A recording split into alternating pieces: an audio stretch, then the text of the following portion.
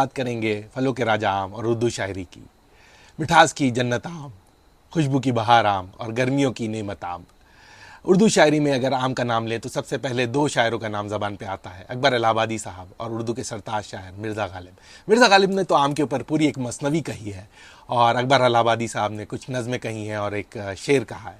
तो आज हम पढ़ेंगे अकबर इलाहाबादी साहब की एक नज़म आम नामा।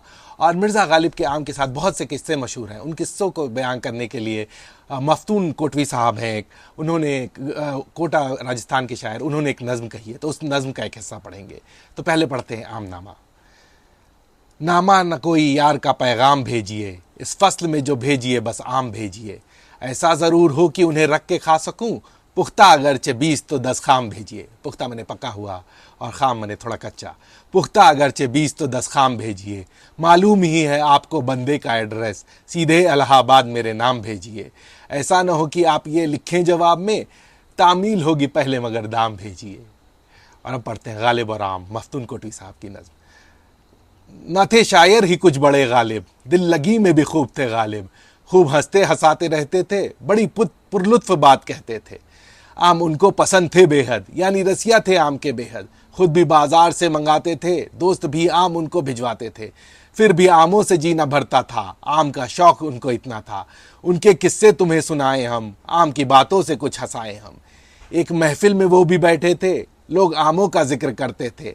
आम ऐसा हो आम वैसा हो, पूछा गालिब से आम कैसा हो। बोले गालिब की पूछते हो अगर, सिर्फ दो खूबियों पे रखिए नज़र। बात पहली ये है कि मीठा हो, दूसरी बात ये बहुत सा हो। एक दिन दोस्त उनके घर आए, आम गालिब ने थे बहुत खाए। सामने घर के पड़े छिलके, उस गली में से कुछ गधे गुजरे। उन गधों ने ना छिलके वो खाए, सूंघकर उनको बढ़ गए आगे। दोस्त ने जब ये माजरा देखा, सोचा गालिब को अब है समझाना। दोस्त बोले है शय बुरी सी आम, देखो खाते नहीं गधे भी आम।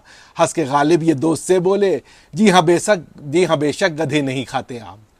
बादशाह कर रहे थे सैरो बाग, खुश था आमों से उनका कल्बो दिमाग।